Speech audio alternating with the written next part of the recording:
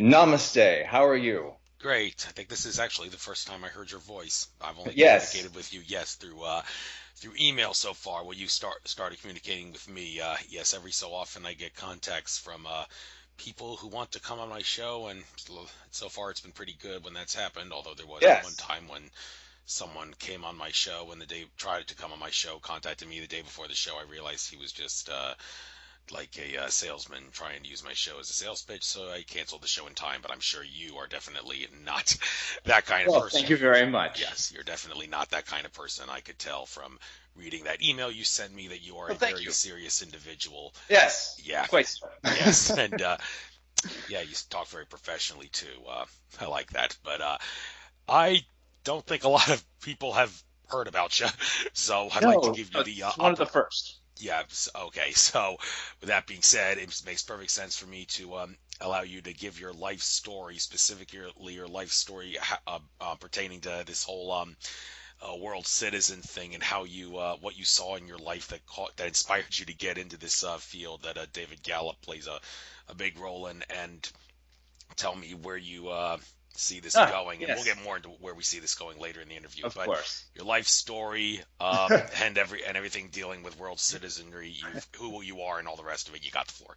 You're gonna love this. You're gonna love this. There's so much information here that this is gonna blow people's mind. I almost feel like a whistleblower because this information is just over the top wonderful. It pertains to fifth dimension, of course, and ascension. Um, So my lawful name is Brad Anderson. I have no other name but a lawful name. So before I even get into my history, I have to say, of course, that I do certify under the penalty of perjury that I am competent and authorized to be making these statements. I am competent to handle my affairs. I am no person, for example, no statutory person, corporation, trade name, artificial person, trust, individual, public office, etc., but a non-lienable, non-legal, natural, living, sentient being dweller at the natural law since birth. I am not a citizen, a national, and or a resident, but a registered and declared world citizen of the world government of world citizens. And lastly, I own the copyright to my names and all derivations therein and thereof, and am the executor of any and all named trusts by virtue of power of assumption. With that being said, it is a pleasure to be on your radio show, and I am a world citizen, and I like to call myself a human rights inspector general. According to the laws of international and the United States Code, I would be a private attorney general. I started basically my life quite a while ago in the same city as Mark Passio of Philadelphia, and you can probably hear my accent a little bit here. I'm also a little bit nervous. Um, and I went to Carnegie Mellon College, Carnegie Mellon University, and for information systems. Information systems is one of the most fascinating degrees that I believe anyone could get, for the reason that information systems is probably the closest degree to the study of consciousness that I have been able to discern. So after studying information systems, I bounced around a couple places, worked for Vanguard, worked for a couple universities, including University of Michigan, which is where my current, I don't know what to call it, location would be, give or take, which we can go over that. There's going to be relevant shortly. And so after going through studying computer science, information systems and computers and programming, and I learned how to do websites. I've been doing that for a very long time. And let's see. Recently, I've been looking at Ethereum as a platform for smart property and smart contracts, which would propel world citizenry into some kind of new architecture, new framework for rights and property rights and other kinds of things along those lines. And so after looking through these computers, which is a very interesting thing to be studying when in regards to the legal system. So I started looking at the legal system for a lot of reasons, sovereignty reasons, which there doesn't really actually seem to be such a thing as sovereignty. In fact, there's many different versions of that word, and we can go over that later. And so after looking through the laws, I have discovered a number of things about how the legal system is really not what the attorneys say it is. And after going through a lot of these ideas, I realized that there is no human being that is even a U.S. citizen. Only corporations are U.S. citizens. And upon realizing this, I was looking at the language of, for instance, getting a driver's license that actually makes it perjury to claim to be a human being. And when I realized just how, well, you could call it slavery, just how the legal system of the United States and almost every single corporation that is presenting itself as a government is slavery, I couldn't do that anymore. I had a lot more integrity than to commit perjury and claiming to be an artificial person that I'm not. So I started looking at different options, and I was just kind of floating around and not really doing very much with my life. And I was, of course, studying a lot of this Ascension and 5D and really getting into some new information regarding a higher dimensional truths and how the mind works, not just on the third dimensional plane, but higher dimensional planes as well. And on March 11th, which I guess would be tomorrow, something big happened to me. In fact, it wasn't just me that this happened to. It happened to a lot of people. I've discussed this with them, in fact. And there was a tectonic shift in consciousness that happened on March 11th of 2011. And I was a part of that. I know this is true. I know that there are many other people, like I said, that are a part of that. And the only way that I could kind of say is that I woke up. I somehow shifted from into a higher plane of perception, I guess you could say, on March 11th. And when that happened, I realized that I had to do something.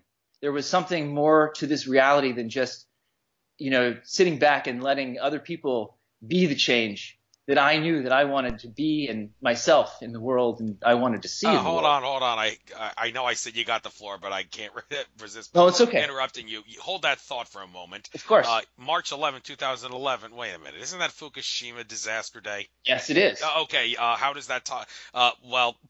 Just as a side note, could you please explain how that may tie into the consciousness shift, or if actually the disaster was the consciousness shift, because that some people say it was, because that's when all the ETs watching over us said, okay, the bad guys have gone too far, now we have to intervene, or humanity's screwed. Okay. I agree that is actually what happened, that there was a shift, and you could say that it goes many different ways. They made a choice, so did we. And when they made the choice to do evil things, now there could be, you could say there's many different ways that it could have happened. You could say that, I think Benjamin Fulford was talking about there being some kind of nuclear bomb that they had implanted in the crevice that they set off on that day. There's other people that are, saying that there was some kind of small nuclear device from an Israeli inside one of the cameras at the plant. I mean, there's all kinds of things that they've been saying.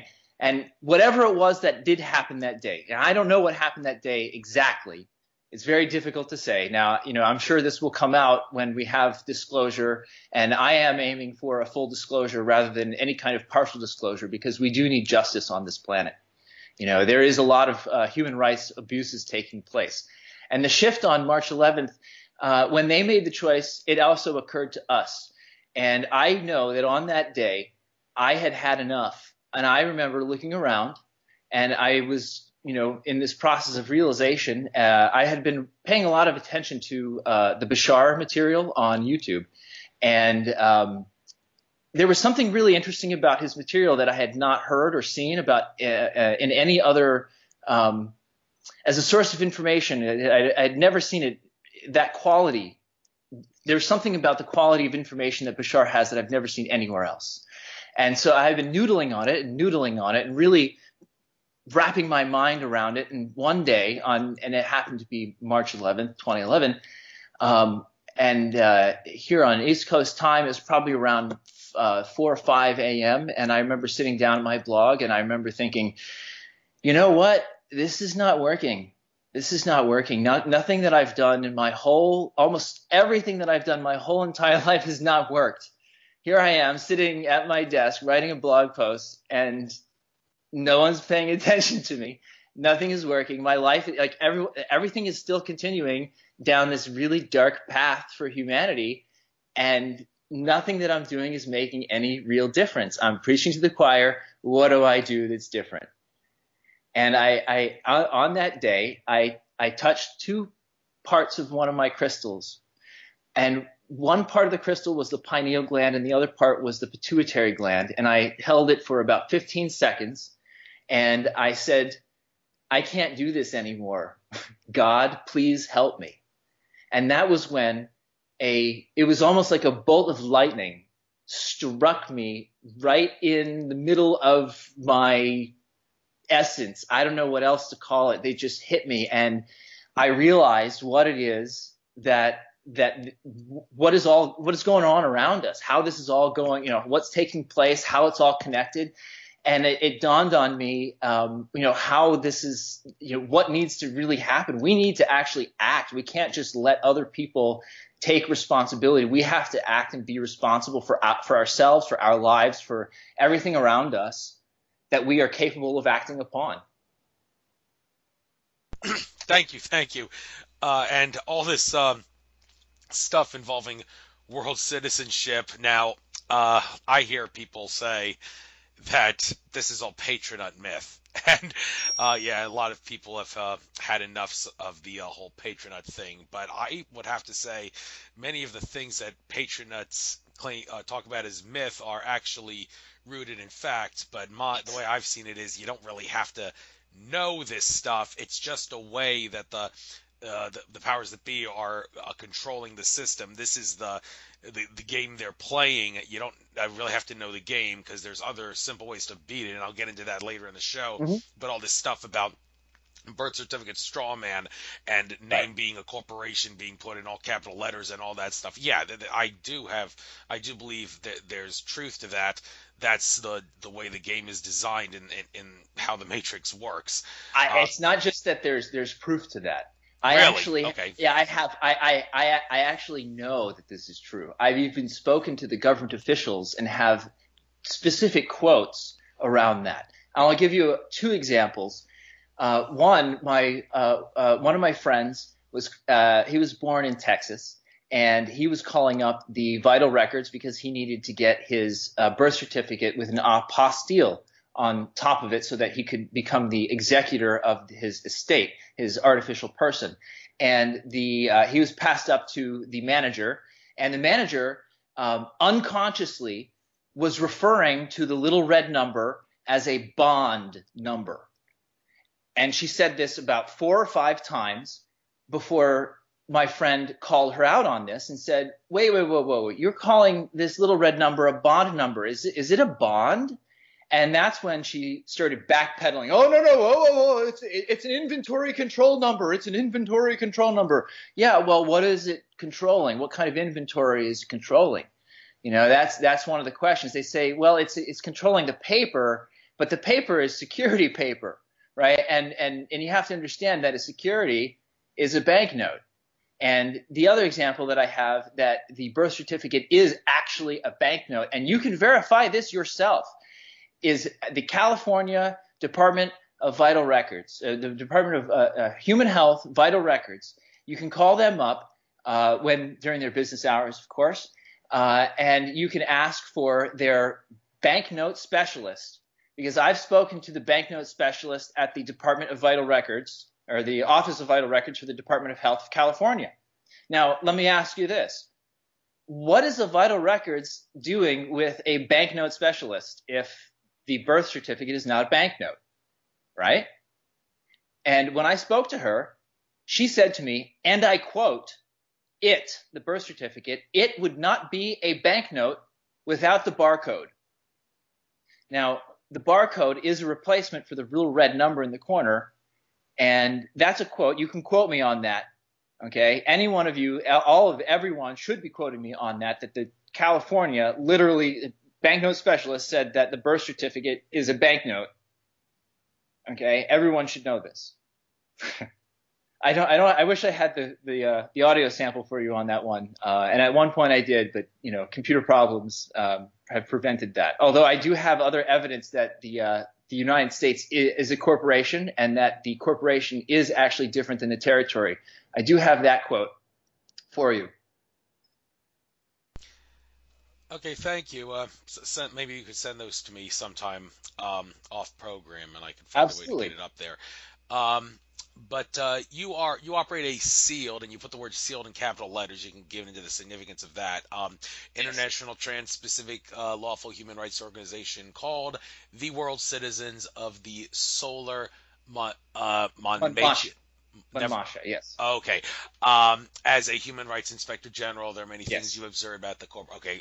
First, we'll get into that stuff that you've observed. But the human rights organization with had that word I couldn't pronounce. What's that all about? Monmatia. Yeah. Okay. And then also, why SEALED in capital letters? What's that? So a seal is a very special symbol. It is what the slavery system uses to seal their contracts and make it more binding. It's a protection mechanism and a way of basically separating oneself, or separating the energy of what one is doing from oneself. Seal has to do, when translated from Latin, seal is sigil, and sigil. Well, it's a very special word because there's this thing called sigil magic. And I don't know if you're familiar with that. Sigil magic is a very interesting tool that the cabal seems to be using in many different ways, including using uppercase names, the galoshes, and a lot of the stuff on the Federal Reserve note dollar, including on the back of the Federal Reserve note dollar, it says, "In God we trust." That's a seal. That's a sigil that they're using on us. And I give you an example of how the reason why seals are so important. In God we trust. Another name for God is on this planet. The right-hand man to God is the Vatican, and another name for a trust is an estate. So on the back of the bill, "In God we trust" translates more closely to "In the Vatican we estate."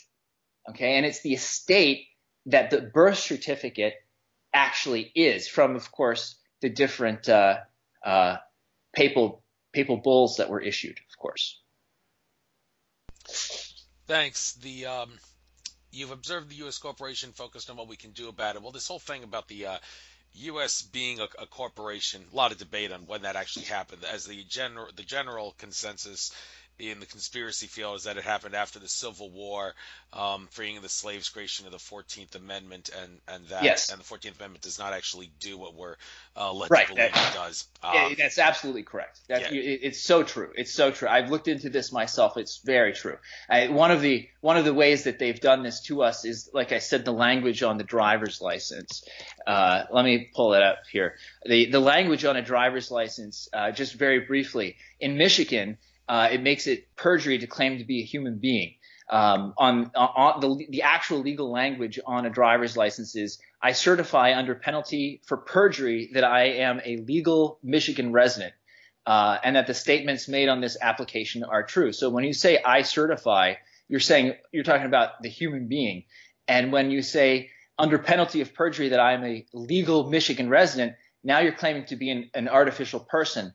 And that, of course, goes back to the corporation, in that the legal Michigan resident is the corporate trade name that was created when the United States was converted into a corporation in 1871. And, of course, when it was converted into a corporation, they created a second constitution. People need to know that everyone people are not told this, and we should know that there is a second constitution in Washington, D.C., just for corporations. Corporations literally have their own constitution. Of course, the first one, the organic constitution. The second constitution, which of course was created by the Washington, D.C. Organic Act of 1871, creates a constitution that is similar to the original. Now, that's the little rat fact about Washington, D.C. being, its own nation state. The other nation states being the Vatican and the City of London. There's a couple of very interesting things about those as well, which is, of course, the Vatican, in God we trust. Of course, there's the first connection. The other one being that the Vatican was given statehood by the Nazis for the Vatican's support of Hitler, and which, of course, makes the two fasci that are underneath the text "In God We Trust" in the House of Representatives of the United States very significant. Okay, because if you have "In the Vatican we estate" above in the House of Representatives, and then you have two fasci next to that, and of course the Vatican being authorized by the Nazis, then what does that say about the United States? Well, Mussolini, the leader of the fascist movement, he said that the fascism is more better defined as corporatism. In his time, the governments took over the corporations, and in our time, the corporations are taking over the government. And that all goes back to the fact that the United States is a government. The United States government is a corporation. It is a corporation. In fact, Alan West himself even said that the United States is a corporation and that the president is the CEO. You can go back and you can go on YouTube right now and you can type in Alan West and that they're running a de facto government, and you can see him saying this right on national television. Now, the other nation state being the Vatican, the City of London Corporation, there's a couple rat facts about that people should know about as well, which is, they were created outside of any country. They have, nation statehood. Their charter was lost sometime in history many centuries ago. They're operating without a charter, okay, which means they shouldn't even be operating. They're grandfathered in to this whole nation state, this nation statehood. And not only that, but the Vatican, I'm sorry, I keep confusing the two of them, because they really are coordinated and linked up together. The City of London Corporation allows corporations to vote as if they were 50 people. That's one of the reasons why all of the banks have headquarters there. And that's actually one of the things that they want to do across the whole planet. And that's a human rights atrocity. Now, my organization, of course, is just me. And at least right now, it is an open organization, so anyone can say that they are a member. And what I do is provide solutions. One of the things that I really wanted to do here is go over all the different solutions, as well as give people the knowledge of what a world citizen is, what a world citizen is not, and what a U.S. citizen and how these things compare, as well as give you some solutions. Now, there is one last other thing that I should let you guys know, everyone here know, which is that there is actually a fourth nation state that has come into existence in the last couple of years, and that's the CERN Large Hadron Collider. They have their own government system. They're their own corporation. They're their own nation state, just like Washington, D.C., just like the City of London, and just like the Vatican. Now, the reason why those nation states have sovereignty or claim to have sovereignty is because of the abuses, human rights atrocities, and all of the crimes that they're committing upon all of us. Now, if they need sovereignty to do those kinds of massive humanity-wide crimes upon all of us, the question remains, what is it that CERN needs that kind of sovereignty? What is it that they are doing? Are they opening up portals to other dimensions? Is that, I've heard all kinds of stories. I've heard lots of people talk about different kinds of things, including sounds. I wouldn't be surprised that our space brothers and sisters are here to help us really learn and discover what these people are really doing, not just in these 3 locations, but now this 4th one at the Large Hadron Collider. Yes, a lot of speculation about that, although I must say I disagree with the notion that the Mandela effect is caused by CERN. I feel it's more of a natural timeline incursion thing, but that's a side issue. Let's get back to the I agree. Yes. There's a lot of different reasons for that, so yes. Okay, but anyhow, about the second Constitution. The first Constitution was the Constitution of the United States of America, and the U in United is actually lowercase there, and that phrase refers to the consortium of the the several states that make up the nation known as America. The second constitution is a constitution of the United States, where the U in United and the S in states are capitalized. That's the United States Corporation, which anybody who has maybe read some of David Icke's books would know used to be called the Virginia Company. Yes. Yes, and Yeah. now it's the United States Corporation. I mentioned the 14th Amendment. Some people say in America, the idea of trying to act like a sovereign citizen is kind of not recognized at all because of the 14th Amendment's United States citizen doctrine. But of course, if you realize that the 14th Amendment is referring to the corporation, then that idea makes no sense. The problem is, though, that most people go along with the idea that makes no sense, and like in the courtroom, they'll use the 14th Amendment to try to nullify your "I am a sovereign citizen" argument. Well, so you say you want solutions. How do you get around the 14th Amendment problem? Well, there's no such thing as a sovereign citizen. That's very clear. A sovereign, now you have to understand what a sovereign is. Within the legal system, a sovereign is a piece of debt. So if you're claiming to be a sovereign, then you're also claiming to be a debt, and that the citizen is actually an insurance franchise. The citizen itself is not actually, like I said before, there's not a single human being in America that is a U.S. citizen. Only artificial persons. The thing that represents you, the corporation, is an insurance franchise. Okay, there's a big difference between these two things. You cannot claim to be a part of this insurance franchise and a sovereign at the same time. So a part of the issue here is, what is the definition of a U.S. citizen?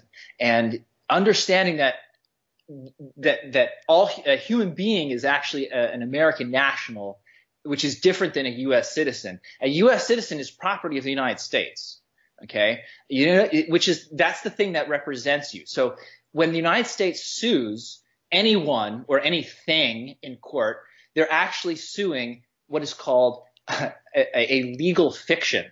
Okay, a legal fiction is something that is in fact not true. That is literally the definition of a legal fiction. Something that is made true that is not actually true.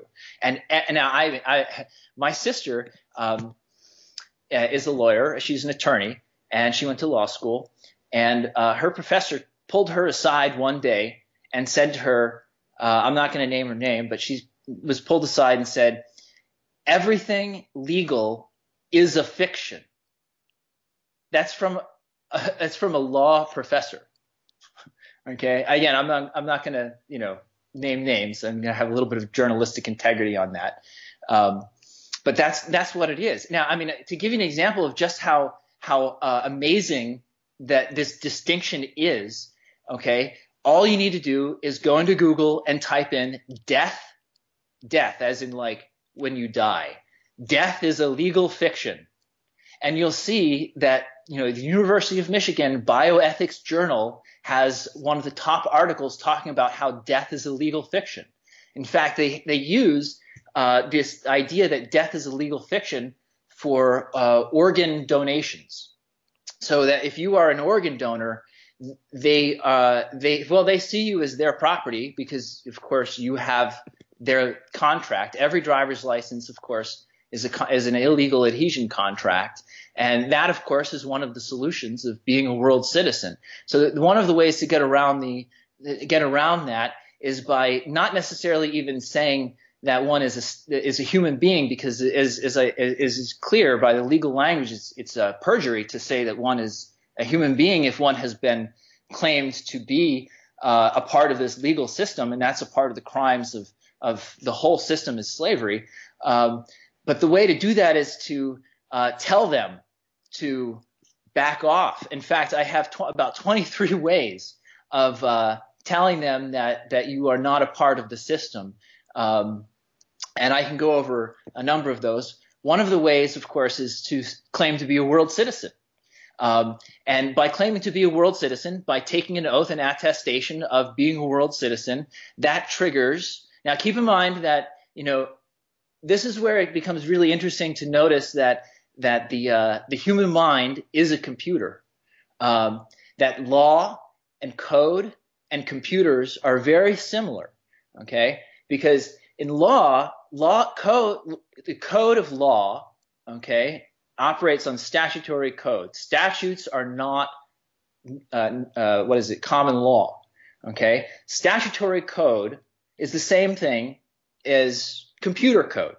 They have variables, they have definitions, they have if statements, they have then statements. They get performed on a computer. In fact, the computer that computer code runs on is called your CPU, your central processing unit. The computer code that the statutory legal system runs on is the computer of your mind. And by having an artificial person, by relating yourself to this artificial person, you are allowing them to run the computer code of their legal system on your computer. And that actually has the impact of it affects everyone's ego, and it makes it stronger, and it holds them and ties them to the matrix. And one of the things, of course, there's all these spiritual people that will say, yeah, but I can just negate the effects of having a driver's license. I'll just hold on to it. It'll just be easier if I don't exercise my right to travel. If I just have a driver's license, it'd just be easier if I did that. But that statement alone, that action of tying yourself to the energy of that slavery system affects everyone. It affects you. It affects me. Primarily the people, of course, that are making that choice, but it affects everyone around us. And the ultimate statement that their contracts do not affect us is getting rid of them, is not having them, is not using them. Well, in the case of a driver's license, you don't need to use it to use the roads for non-commercial purposes. Of course, correct. One could say it still may not be a stupid idea to get a driver's license because, one, you could use it as ID to check into nightclubs or buy alcohol, and two, you can't really rent a car from a rental place without a driver's license. That is an issue. And and also another issue is just general way to, aside from identifying yourself, those things that it allows you to do in real world application. So it's good to have one nonetheless just for that. But as far as showing it to the cop when they pull you over, no, you don't really want to do that, because then when you show the license, you're basically saying, oh, I'm in a commercial capacity. You cannot charge me with the infraction that you're trying to charge me with. So this is where it becomes really interesting to say that having a world citizen ID works out really well. And one of the criticisms that world citizens have gotten, and that whole structure has gotten, is that it is not recognized by the United States legal corporation. Now, like I said, you have to remember that it is just a corporation. You're right. You don't need to have a driver's license. It is an illegal adhesion contract, meaning that they can't even enforce you to have one. I mean, and that's a part of the issue, is that these people seem to be the policy enforcers, the corporate policy enforcers seem to be mistrained regarding the right to travel. Now, not everybody, because I actually have been pulled over in my private property car with a world citizen ID, which, by the way, world citizens only exercise the right to travel by default. We don't have driver's licenses. Okay, so I have been pulled over. And I have had a lot of very interesting and vast experiences with this. Maybe not that vast, but some very interesting experiences. When I have been pulled over, in one of the instances, they let me go. In the other instance, they stole my car. So it's really hit or miss regarding whether or not this will work, whether or not the people will actually recognize it. However, it is important to stand up for oneself and to tell these people that they don't have jurisdiction, and to understand that this difference between the artificial person and the human being, that what they're trying to do is contract with you. Whenever the police officer, if a police officer were to pull, and this is not legal advice, by the way, okay, because you really have to know your stuff if you're going to be talking about this with anyone in a legal capacity. If an officer pulls someone over or pulls you over and they say, can I see your driver's license and registration? You have to understand it's not your driver's license. It's their driver's license. It's their driver's license that they issued for you. And by having a world citizen ID, you can actually go and buy alcohol. You can, if you get what is called annex the ID with a U.S. embassy, you can actually get it recognized and usable in the United States. Not just for nightclubs, which I have been successful in getting into nightclubs and bars with my World Citizen ID. However, you can use it to get on an airplane if you get it the apostille. If you get it annexed, you get an apostille on your World Citizen ID, and then you get it annexed. You can actually use it. It's almost the same thing as if you were coming from Indonesia. Indonesians are not recognized. Their IDs are not recognized in the United States. And the reason why is because they're not party to the Hague Convention of 1961, abolishing the requirement of legalization for foreign public documents. Now, the reason why Canadians and Russians and Japanese and Chinese and Mexicans, and we all can kind of just share our IDs, and they're all recognized, is because of that convention. Now, there are countries such as Indonesia that are not party to that convention, and they do have to go through a special process to get their IDs recognized.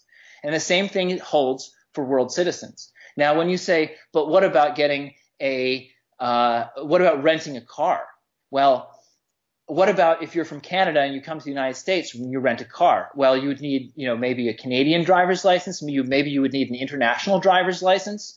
Well, if an international driver's license does not actually require any nation driver's license to be issued for the international driver's license to be created and for your use. In fact, that's entirely separated from the national process of driver's license issuing.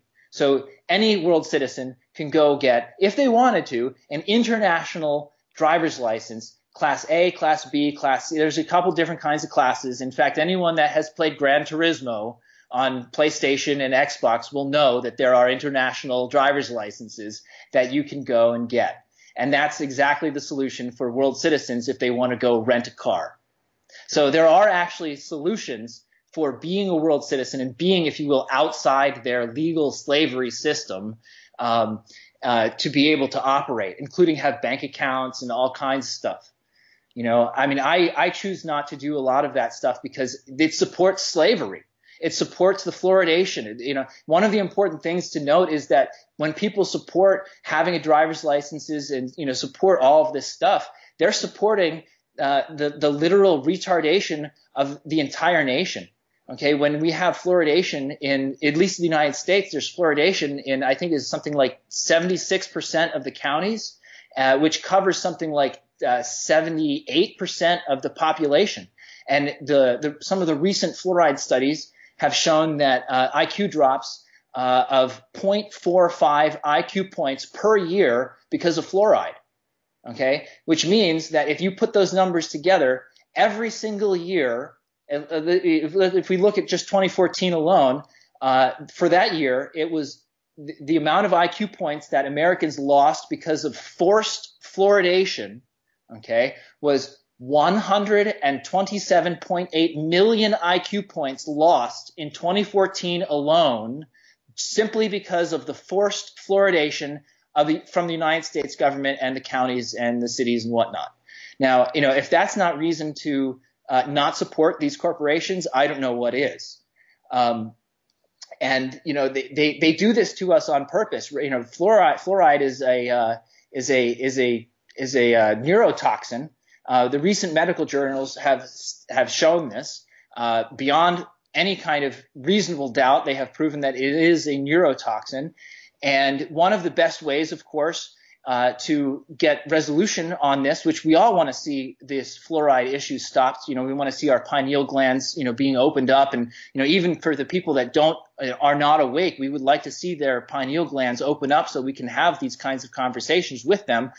So we can remove it, and how do we do that? What kind of things can we do in our own lives to affect the fluoride situation? And something like that is really easy. All it is we have to relate differently to the issue, to what is going on. And let me give you a really good framework for understanding, for instance, the fluoride issue a little bit better. When the corporations are putting fluoride in the water, it's not medical grade. Okay, so everyone can debate whether or not it's good for the teeth or this or that. Well, you know what? The fluoride that they put in the water is not medical grade, and yet they're claiming that they're putting it in the water for medical purposes. So anyone and everyone that's listening to the show, all you need to do is call up your local county officials in a public water department and just ask them, hey, why are you putting non-medical grade fluoride in the water for medical purposes? Like, isn't that an oxymoron? Like, isn't there liability behind that? And I can guarantee you that they will flip out. They will flip out. I mean, they actually sent police to my door because that one question freaked them out so bad. They tried to threaten me. Yeah, they literally harassed me simply for asking these questions. And it's not that we shouldn't be asking these questions. Okay, it's that these questions freak them out so badly that they don't know what to do. They don't know how else to respond to us actually waking up, other than hey, we're gonna shove some violence in your face until you sit back down. But that's not how this whole new 5D Earth works. The 5D Earth is all around us right now. The only way that we create linear time is with this non-linear fifth dimensional energy that is all around us all the time. You don't have to go anywhere. We're already there. Yeah, but well, near the end of the show, we'll get into the more spiritual stuff. Want to start off, carry on with more of this down to earth stuff, though. And well, about fluoride, let me just say I'm very lucky. I happen to live in a town. Well, I shouldn't use the word luck. There's no such thing as luck, but in a town where the government goes to great lengths to make sure the water is unfluoridated and wants people to not be afraid of using the water out of their taps. So I still put a filter on my shower. That's where I get all my water. My shower. I didn't really see of any point in getting another filter. If I can just get one for the shower and make sure I get all my water from that one specifically. But yes. Good idea. Yeah, Great idea. Don't need to waste money on those really expensive filters when you can just attach a small little one like a shower filter on. And yeah. So, but anyhow, about fighting a case at trial. Now, this whole thing about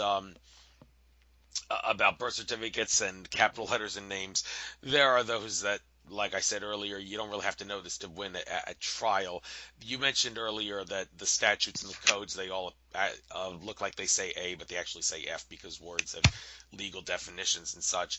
And so that's basically how they sucker you into whenever you're being accused of a crime, and I would put the word crime in quotes here, of a crime. A statutory violation. Okay. A statutory violation is a good way to frame it. Where there's no victim, then you will always find that they're going to allege that you're doing something in a commercial capacity, and you can prove that through the statutes and codes. Now, this herein lies what many would assert would be the best way to, anytime you're being charged with a victimless statutory malum prohibitum violation, the best way to fight is whenever the judge or the prosecution or even a witness attempts to use one of those words that have a commercial definition, you object to that and say objection to the term, whatever. It assumes facts, not evidence, not previously agreed to, and requires a legal conclusion by the fact witness. And that is basically the best way of fighting this. In the case of using the roads, you say I was never engaged in transportation in the first place. That is true. Yes. The issue here is not the issue is to not even to get into court. It's to fight them outside of their courtrooms, because as soon as you step into their courtroom, you're fighting on their turf, on their jurisdiction, in their little fancy house, if you will. You're fighting on their ship, okay? And when you're on their ship, they make the rules, okay? That judge, he's not a judge, okay? I actually have some very specific knowledge around this, which is that the judge is the trustee. They're running every court case is people should understand that court cases are not actually court cases. They're called constructive trusts, okay? And a constructive trust is not a court case, okay? It's not even a court of law. It's a legal thing. They've legalized everything. And remember, everything legal is a fiction. So the judge is a legal judge. He's a fictional judge. That's why they use uppercase names. And he's not a judge. He's a head banker, okay? And you need to treat them like this. In fact, a lot of people say that some of the solutions, such as the One People Public Trust, that forecloses on the United States using UCC filings. There's some people that like it. There's some people that don't. I think any tool that we can use to tell these people to stop and to shut them down is a tool that we can use. Now, I know a lot of people would disagree with the One People Public Trust or the One People filings because people object to the term slavery, and I get the sense that the use of slavery in those filings was more along the lines of taking ownership of that word rather than letting them define it. If I'm going to be a slave, I'm going to be a slave to myself. And I'm okay with that. I'll be a slave to my work any day. I'll be a slave to my life any day. I'll be a slave to my girl and my pets and my family any day. I'll take that. So the idea is it's not even to get into court.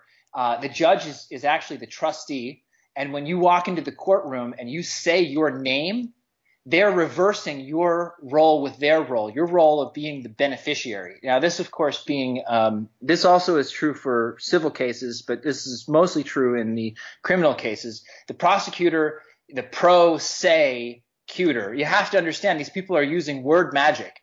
I've studied the English language quite a bit, and that's one of the reasons why I'm very specific with its use. They are playing word magic and, semantic deception with people. They're redefining the word person as a corporation. In fact, here, right in United States Code, Title 8, United States Code, Section 3002, under the definitions, under number 15, let me first start. Number 15, it says the United States means a federal corporation. So no one can argue or debate that it's a corporation. It's right there in the law. Title 8, United States Code 3002, Part 15. United States means a federal corporation. There's another part of that same thing, number 10, that says that a person includes a natural person. Now, a natural person is a very interesting word, and this is where we have to start talking about the United Nations Declaration of Human Rights, because that is both a good thing and a bad thing. So let's see here. Title 8, Section 2003, Part 10. Person includes a natural person, including an individual Indian, a corporation, a partnership, an unincorporated association, a trust, an estate, or any other public or private entity, including a state or local government or an Indian tribe. So they're literally making a state into the same thing as a trust, the same thing as an estate, the same thing as a corporation, the same thing as a human being, or at least they're trying to make us that, which of course that goes back to that whole corporate personhood idea, which we can cover as well. However, where were we here? I think I lost where I was going with this here. I've got so many notes. Well, that's cool. That's right. Oh, that's right. Yes. My humble apologies. So the best way to tell to treat the court is with the proper respect and to actually follow the law. Is not to fight them, but to actually do what their laws say, but not what their judges say. So this is where it gets, like I said, there's some very interesting things here because I have one of the quotes that I have here is from, let's see here.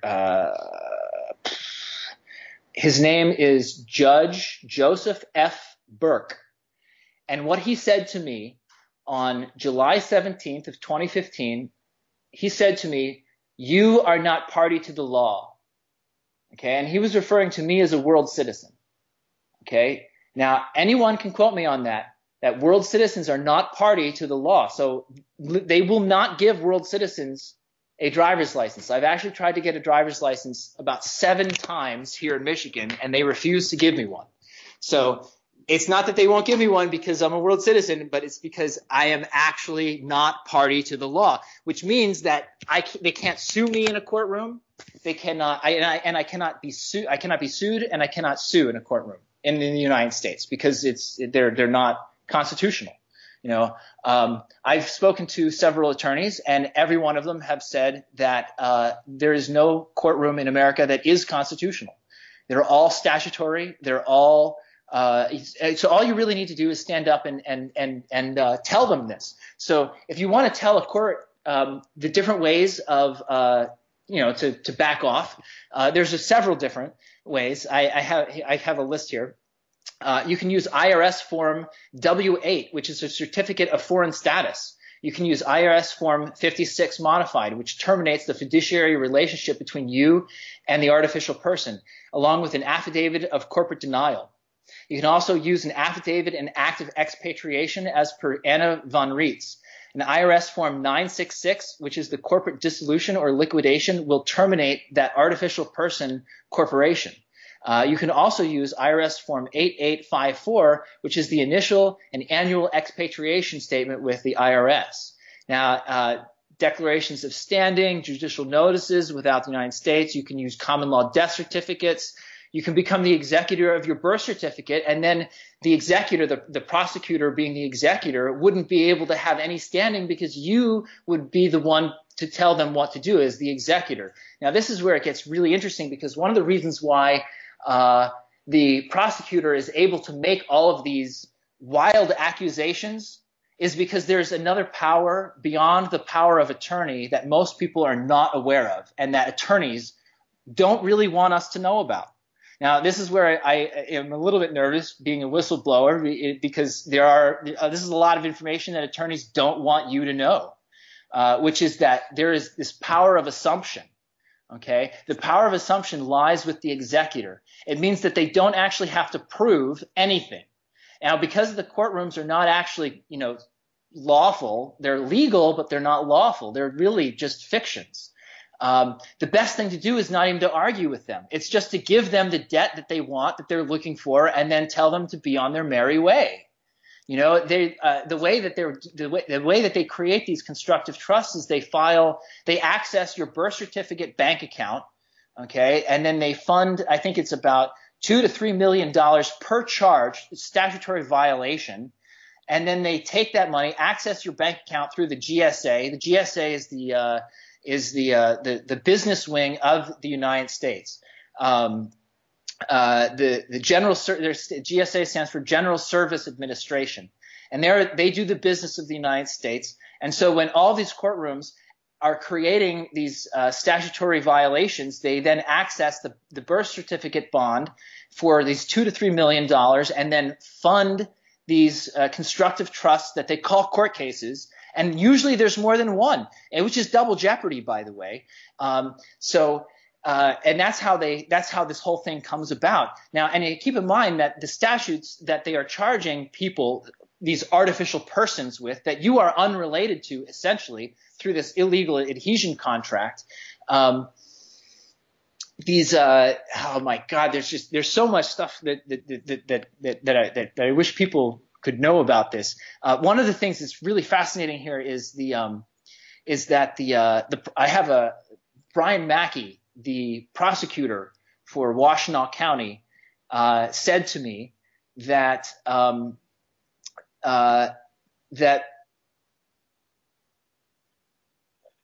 territory of Michigan is not the same thing as the state of Michigan, that he knows this, and that he's admitting that his ignorance of the law is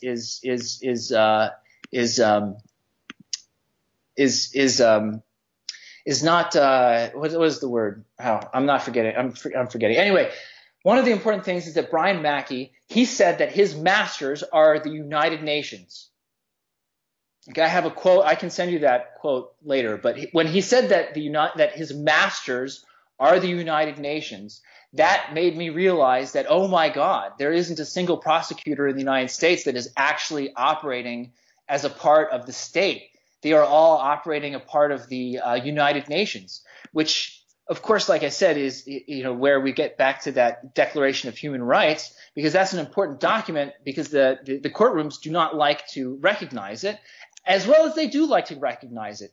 One of the issues that I have with the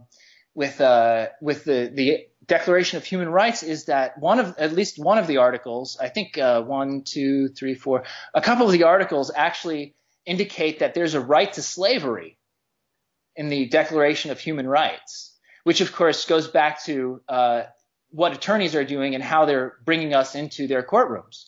If slavery is literally a human right in the UN Declaration of Human Rights, and that these prosecutors are all working, their masters are the United Nations, then doesn't it make sense that they're using this to enslave us? Well, wouldn't it be useful to tell them to, back off and that they need to stop doing these crimes to us? And one of the things about being in a participatory universe, a free will universe, is that we can't just ignore these documents. If you want to say, well, the driver's license doesn't affect me, yeah, they can still assume us into their system because that's the power of assumption.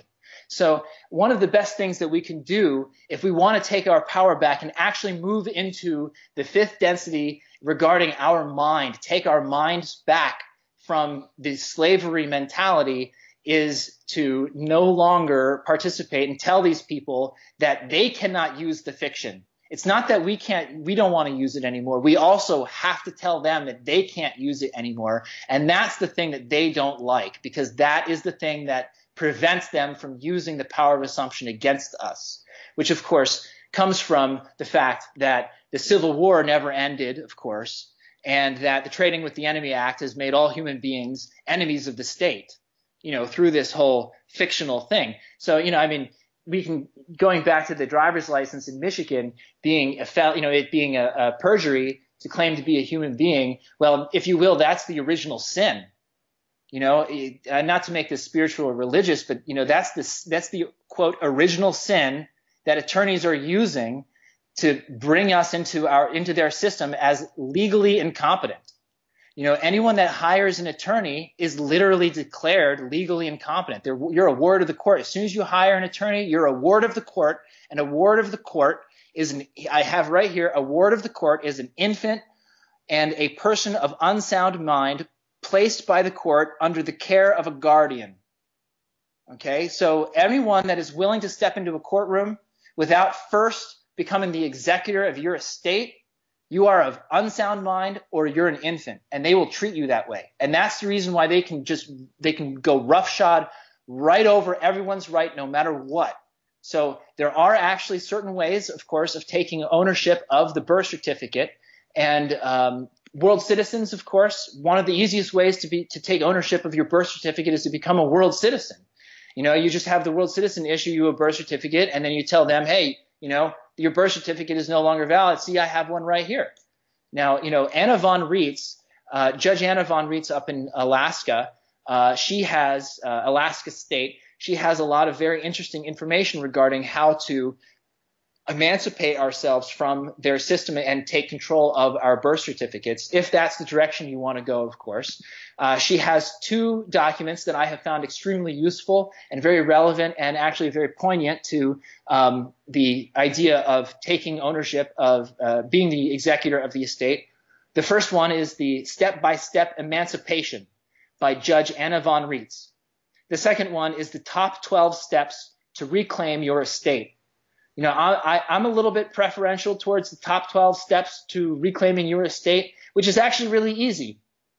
Just very quickly, you have to get your birth certificate, get an apostille on it for international recognition, and then you sign it. You get a couple of your friends and family to sign some common law IDs, and you can also use a world citizen ID in that instance as well. I would recommend the world citizen ID is a great option because it's not the stateless identity, meaning these corporations, they don't like to recognize humans as just humans. And so that's the reason why it's useful to be a world citizen, because it is basically claiming your own ownership over that identity. World citizens, we own our own identity. We own the passport. We own the ID. Whereas in the regular corporations pretending to be governments, they own the ID. They own that's their property. So if you claim to be legally present, you were claiming to be their property. Okay, so there's a lot of different ways. So once you claim ownership of your estate, you can walk into these courtrooms and tell them what to do. Now, again, I wouldn't recommend walking into their courtrooms at all, like ever, because once you pass that little tiny border, you're on the sea. You're on international jurisdiction. You're in a foreign jurisdiction. And one of the things is about the world citizens is you can bring their jurisdiction to you instead. And that's really easy to do. You just have to know how to do it and be able to stand up for yourselves and know your own strength and know that you are the master of your own reality. Now, we are all co-creators, so, we do have to give a lot of coherence and diligence and praise to the people around us and the creations that they create, and we have to honor them. And as much as we honor them, we honor ourselves. So I hope this answers your question in regards to how to act regarding to these judges. By being a world citizen, you can tell them, hey, look, I need a jury of fellow world citizens. You can't just use these legal fictions to as a jury, because they're not my equal. My equal are world citizens, and because of the fact that these corporations that pretend to be governments don't have access to those people or those lists, they can't bring those people in. They can't ask a jury, are you a world, they can't ask like a U.S. citizen jury member, are you a world citizen? One of the things about being a U.S. citizen is that they only recognize one citizenship at a time. And the reason why is because the U.S. citizen is one of these corporation insurance franchises that they own. And it can only be that one thing. So if there is a corporation that pretends to be something else, then of course it's of unsound mind. So, one of the things, these tricks that these attorneys will potentially try, is they'll try to say that, oh, the U.S. citizen is pretending to be a sovereign citizen, or they're trying to be a world citizen. You see, you can't have a U.S. citizen be a world citizen or a sovereign citizen. It doesn't work like that, because that's an insurance franchise and they own it. They're the ones that get to control that account. It's literally an account. It's just a corporation. And you also have to realize that the laws in the United States that gave corporations the right to corporate personhood never really gave constitutional rights to corporations. Okay, that was only in the header, the summary, which is basically written by a clerk, which has no legal standing. And this legal summary that was written by a clerk was the thing that gave corporations constitutional rights. And, there was nothing about constitutional rights that the judge actually wrote, which means that corporations don't have standing in court. They don't have a right to sue. States don't have a right to sue. Corporations don't have a right to sue. That it will require them to actually have rights as persons before the law. And that's one of the reasons this is a part of the semantic deception, which is that they are reducing us as human beings into corporations. But, as legal fictions, when you claim to be legally present, you are claiming to be a corporation owned by the United States Corporation, and they trade that internationally. I've traced these birth certificates through the system, and yes, in fact, they do end up at the Federal Reserve. Well, not physically, but that's, materially, that's where they end up in terms of debt. Physically, they end up on 55 Water Street at the Depository Trust and Clearing Corporation in New York City. So that's where most of the birth certificates end up. Now, the funny thing about that, of course, was Hurricane Sandy destroyed, I think it was something like 35 or 50 trillion dollars worth of notes and bonds in that because of the flooding. And as I have heard from various sources, I think the Pleiadians were talking about it, that some extraterrestrial group caused that flooding so as to destroy all of the birth certificates at the bottom of 55 Water Street. That actually kind of makes a little bit of sense. We have some divine intervention, if you will, to actually, stop the system. And I got to tell you, after that event, when the birth certificate for the artificial person that supposedly represents me was ordered, it was different. It was different. I get the sense it had something to do with that day. It's pretty interesting to say the least. But in regards to how to handle the courts, with all due respect, I have to point out there are people who would say, this is great that you're going through the effort to research all this and find out ways to beat the system, but some would assert you're making things more complicated than they had to be. One person I have in mind that would say that would be Rule of Law radio show co-host Randy Kelton, who, when I once called into his show and asked him, you ever heard of the One People's Public Trust? And he said no, and then I explained what the One People's Public Trust was. And when I said the line that the One People's Public Trust just says the states and people are all children of the Creator, and lawfully speaking, there can be no being with more authority than One People's Public Trust except the Creator. As soon as I said the word Creator, Randy Kelton said, "Whoa, hold on, shut up, you're peddling garbage." I hate to shut you up right now, because if I don't, then some ignorant gullible set might subscribe to this, and you and I are going to be getting death threats from people that get thrown in the slammer for a while. He asserted that the One People's Public Trust is useless in practice, and the best way, he says, to beat this system is all this stuff you said about trading with enemy act, making us enemies of state. He also asserted in another show that that's kind of beside the point. The way I see it is, even though statutes and codes are not technically law, they're what someone in government considers to be public policy. The fact is, these scumbags in government need to make very strict rules to keep themselves in line. And if you use those statutes and codes to find the checks and balances, and Randy asserts all the checks and balances, and also in the case law, he asserts the courts, even though they're not on our side, at the same time, they have to rule the cases in such a way that makes sure that their partners in criminal government don't take control of the courts and control them. So you can use the checks and balances in the case law, just like in the codes and the statutes. So he asserts that's the best way to beat the system, and all this stuff that we talk about makes it too complicated. So do you have any response to that? Yeah, you know, I would have to say that it's actually the legal system that is making things too complicated. You know, they're forcing us to do things that we don't have to do, that we shouldn't have to do. They're forcing us to come up with solutions to problems that they are literally creating that don't need to even exist. So, you know, when people say that this is making things complicated, no. I would have to say it's actually the legal system that is actually the thing that is making it more complicated than it needs to be. Now, you know, one of the when people say that you can follow the case law, well, when you follow the case law, you have to understand that by following the case law, you're claiming to be associated or a part of the legal fiction. And the thing that they don't want people to do is disassociate and not participate. Okay, the thing that they don't want people to do is to not consent. Okay, the reason why is because as soon as anyone starts to use their laws, they've already won.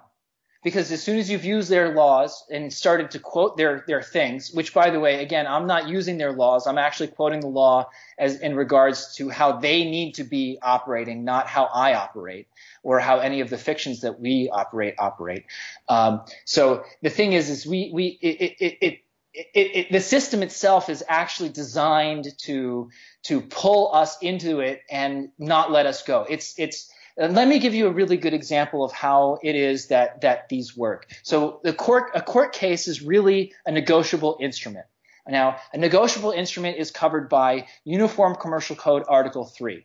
Now, this is the same thing as a banknote or a check or a dollar bill. And that's the code that makes those things valuable. So the thing that makes the courtrooms actually, you know, enforceable is the same thing as the thing that makes Federal Reserve notes useful. Now, a part of the Uniform Commercial Code Article 3 negotiable instruments is that when you give someone one of your promissory notes or a negotiable instrument, okay, when you give them that, they have basically, I think it's like 3 or 10. It kind of depends on your interaction, but they have a limited amount of time to react.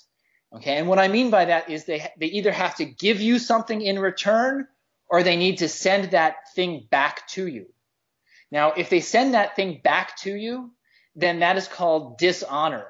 If they keep it and they don't do anything, that's also dishonor, which means that it doesn't even matter whether or not you agree or you don't agree, they're going to do it anyway. Dishonor, you can't agree or disagree with their system, because either way, you're agreeing to the system. The only way to not agree to their fraudulent slavery legal system is what is called conditionally accept.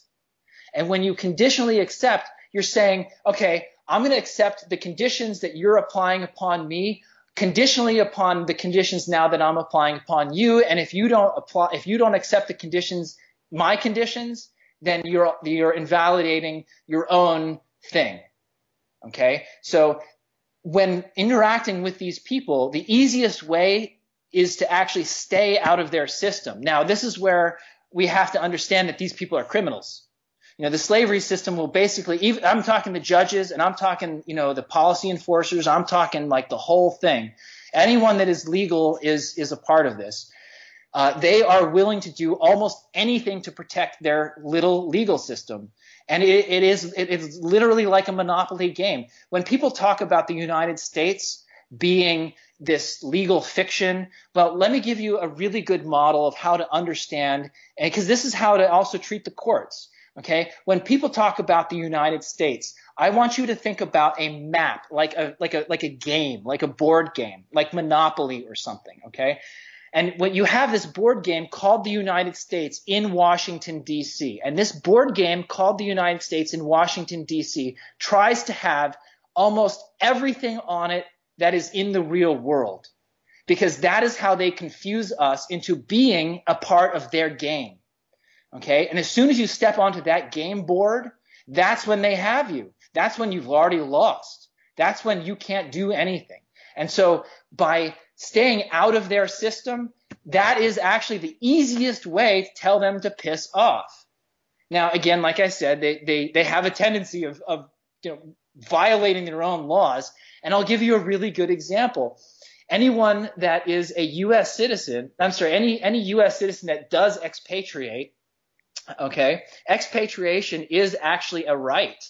Okay, IRS Section 1999 provides, whereas the right of expatriation is a natural and inherent right of all people, indispensable to the enjoyment of the rights of life, liberty, and the pursuit of happiness, and whereas in the recognition of the principle, this government has freely received immigrants of all nations and invested them with the rights of citizenship, and whereas it is claimed that such American citizens and their descendants are subjects of foreign states, owe allegiance to the governments thereof, and whereas it is necessary to the maintenance of public peace that this claim of foreign allegiance should be promptly and finally disavowed. Therefore, any declaration, instruction, opinion, order, or decision by any officer of the United States which denies, restricts, impairs, or questions the right of expatriation is declared inconsistent with the fundamental principles of the Republic. That right there is one of the best reasons to become a world citizen and expatriate, so that you can tell that judge that any order that he has that denies your right to be a world citizen is inconsistent with the fundamental principles of the Republic. Again, that's IRS Section 1999. Well, yeah, and expatriation, that's terminating your citizenship? Well, that's basically disassociating yourself from that artificial person that is owned by the government. That is your trade. That is the trade name that they want to use for you. Okay, well, when I spoke to Jordan Maxwell, I at the end of the show talked about possible solutions to how to get out of the system. He talked about terminating your citizenship, just like how Yes. you can get off Social Security. There are actually in the government codes and all the ways that someone can do it. Likewise, Jordan Maxwell talked about there are ways to terminate your citizenship, but then he said problem is if you terminate your citizenship, you will have, for all intents and purposes, committed suicide. You won't be able to do anything in the real world. You'll have to go to great extreme lengths to survive, and you'll be lucky if you don't get thrown in the slammer. Absolutely correct. You're not, maybe not about the slammer part, but you're correct about if by expatriating one does actually, by claiming to be a human being, you are actually expatriating and not a part of it, and you become stateless. And that stateless situation is what is untenable, which is what he's talking about. Okay, so he's right. You can't get a bank account. You can't get on an airplane. You can't. There's a lot of things you can't do if you are stateless. However, that's the reason why owning one's own identity through world citizenship, through the World Service Authority, is actually, in a sense, a viable solution, because it does provide the other side of leaving the United States. Because you have to understand, this is not just the United States. This is every single country on the planet of Earth that is a corporation. Russia is a corporation. Japan is a corporation. China is a corporation. Mexico is a corporation. Every corporation, every government is a corporation. The only thing that is not a corporation, any government that is not a corporation, is very rare. And one of the few organizations that I have found that is not a corporation, that is not a corporate government, is the World Government of World Citizens. So like I said, it provides that other side of being able to expatriate and not give the consent to these courts. So by, of course, going to the court, when the court tries to sue a world citizen, the world citizen just needs to say, why can't we go to an international common law court here?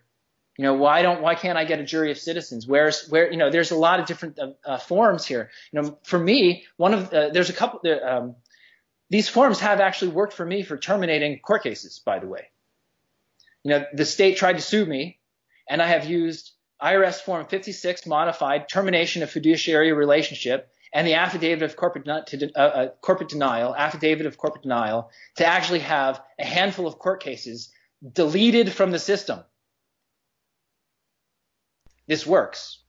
Okay, well, hopefully some other people will be able to succeed. I know there's going to be people out there that are going to be saying, "Don't fall for this patriot mythology." I mean, Dean. Hold on, before you get on with this, I need to point out a good example of what I'm talking about here. Dean Clifford, who recently just uploaded a 10-second video for the first time in a while on YouTube saying he's getting out of Manitoba. But anyway, we heard about how he spent 16 months in jail being charged with whatever he was being charged with, and he allegedly tried a Winston Trout method known as exhaustion, filing some paper with the court and or the prison or whatever it was. You can find this on a video on YouTube that was made called "Why is Dean Clifford Still in Jail?" Well, he's not still in jail, but this explains it, and basically said Winston Trout's method is a bunch of bull crap. It didn't work, and not surprisingly, Dean's still going to be was in jail for that long. But you're saying, well, if you do your homework and everything, these methods will work. Not that it will, but it can work. There are many different ways. Every instance is different, and it's very difficult to say whether or not it will work in any different case. I mean, in the case where they've already locked someone up, it becomes extremely difficult to get them to recognize their own rule of law, because of course they've already got you. They've already made the human being surety for the artificial person. Okay, and they want to keep it that way because that's how they make money. They literally I think it's something like $10,000 a day that they are creating per person that they have incarcerated. And of course, they don't tell us this, then we never see any of that money, and where does it all go? And so it really is. It's not. I'm not going to say hit or miss, but it's really kind of all over the map regarding the situation, the people you're dealing with, the quality of work that you do, what they're willing to put up with. There's so many different kinds of variables to it that it's very difficult to say whether or not it will or will not work. And in many cases it won't. And in some cases it definitely will. And I'm not going to say, if people are going to say, well, this is not going to work. You know what? You're right. It's not going to work. Definitely not work for you because you're not even going to do it. And that's okay. You never know if it's going to work unless you try, right? And that's a part of the thing that for me is I actually went through an exhaustive process of doing everything that I could to expatriate and disassociate myself from that artificial person. And some of the mechanisms work better than others. And, when people say, well, this mechanism didn't work. Well, like I said, not every mechanism is going to work in every case. And in some cases, the judges they literally are going to want to find a certain thing. And there is no rule of law at all. Now, one of the ways I'd like to point this out is, I don't know if you have looked into this or not, but there's a book called 3 Felonies a Day. And you have to understand that the statutes of the United States, at least the United States, are so complicated and so bizarrely twisted and contorted that by following some of the laws, you break others. And by following others, you break these other ones. So it doesn't matter whether or not you follow the law in the United States. Everyone is a criminal. Everyone in the United States is committing approximately 3 felonies every single day. Now, even today, you committed 3 felonies. Now, one of them was stepping into a driver's license that is not yours. Now, I'm not going to say that is, I can't persecute you for that or prosecute you for that, but, that is a felony, technically. And that's just one of them. And all you need to do is go onto YouTube and type in 3 felonies a day, and you can see this guy talking about how these statutes are being used by all these different law enforcement agencies in so many different ways to create debt for themselves. Why? Because they're running out. The whole system of debt is running out. And the reason why is because they've created too much. They've created so much. I think the CFR document says that they've created something like $2.8 sepquintillion in the Federal Reserve. The number is just it's beyond mind-boggling. Well, I think the word you're looking for is quadrillion, not quintillion. No, it's bigger. It's huge. I think it has something like 18 zeros behind it. Okay, because I know if you include all the derivatives, it would be like 2.4 quadrillion. But if you don't include the derivatives, it would be in the trillions, they assert. But you're saying that's kind of not telling the whole story. It's not telling the whole story. Let me see if I can find that story real quick. But we can change the subject while we're doing that. That's cool. I do want to point out, though, that some people do make excuses for why the courts, why their methods don't work. Make the argument that it didn't work because the courts are corrupt. Some people, like Rule of Law Radio co-host Eddie Craig, have said that everything that the courts are presenting at the case is 100% presumptive, and they refuse to acknowledge that. That's correct. Yeah, yes, and he's there's a lot of reasons here. Actually, almost every one of these reasons is correct. They're entirely corrupt. They do use the presumptive facts. Again, I went into the power of assumption a little bit earlier. They're using. They don't tell us. They're using semantic deception. They're not telling us the definitions of any of the words that they're using. That's semantic deception. They're not telling us that like this whole thing is just it's a human rights atrocity of such momentous gargantuan proportion that it's very difficult for a lot of people to wrap their mind around just how big and complex and deep this subject really is. When you look at courts and how corrupt they are, we have to talk about debt and how debt is slavery and how that's created out of nothing, and that everyone really is their own central banker. Everyone has the right to create as much debt as they want. One of the things that I would like to point out is that courts do recognize that debt comes from nothing, but they only will recognize it from certain places. So, for instance, banks are allowed to create debt from nothing, but the rest of us are not, even though the law says that we are. So one of the things, of course, that I've done in order to test these laws was I bailed out the FDIC for $100 trillion. I gave them a $100 trillion banknote of my own creation, and I told them to underwrite it and to keep it. And that would resolve all of the issues of the financial issues that the FDIC is having regarding making sure that all of your bank accounts in the United States are underwritten and insured. So no one talks about that. They just kind of swept that under the rug because that's too inconvenient for them to acknowledge. Oh, they literally want the FDIC at this point to be uninsured, not be able to, not capable of handling any kind of banking crisis. They want that. And all they needed to do was take the $100 trillion promissory note that I issued them and, punch in those numbers into their computers. All debt comes from nothing. It's just numbers in a computer. And, my computer here with a terabyte, can create so much debt that there's more debt that I can create on my computer than there are atoms in the universe. And, the bankers aren't telling us that. Another thing that I did is I attempted to bail out Puerto Rico a few months ago when they were going through a crisis. I respect them. I respect all people, and I think that world citizens have the capability and also the goodwill to provide these negotiable instruments for these struggling corporations that are pretending to be governments. So, I gave Puerto Rico $1 trillion, which, of course, Puerto Rico is an interesting place, being that there's a second IRS there, right? And that's really where all the funds go. I mean, you want to talk about Puerto Rico, oh, man, that's an interesting place. So, when the banks do what they're doing, and they really are complicit with these courtrooms. The courtrooms only give them the ability to create this debt out of nothing. And in fact, the courts are creating this debt out of nothing too. They're trying to protect their own ability to create assets out of nothing, both the attorneys and the banks.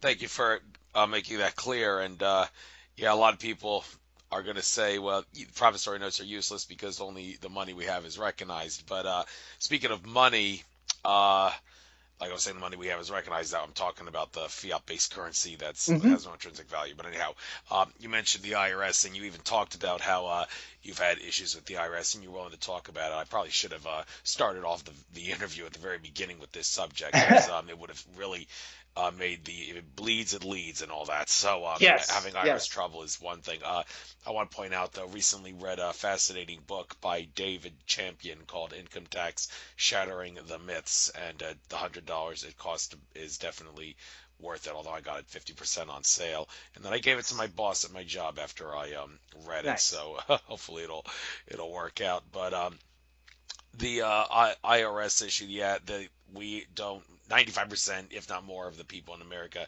owe no federal income tax. The IRS laws don't say what we're led to believe they say. The 16th Amendment does not do what we've been suckered to believe it does, and a lot of other things. So what do you have to tell us about income tax, the IRS, and your own legal issues, too, regarding it? Well, the easiest way to deal with the IRS is when they send you a letter, you just write on the top of the letter, undeliverable, return to sender. And the reason why is because that letter, any letter that anyone gets from the IRS, is literally only an attempt to contract with you. And if you open that letter, then they are successful. So the easiest way to deal with the IRS, and this is what I've done, is to, like I said, cannot be undeliverable as addressed, return to sender. And then you just send it back. I got about 4 letters from them, and I just did that, and they've never bothered me since. Now, I have actually done a little bit of work with them, trying to explore what the accounts say, what for the artificial person that did represent me, to find out, what it was, and they don't really want any of us to know anything about what they're doing.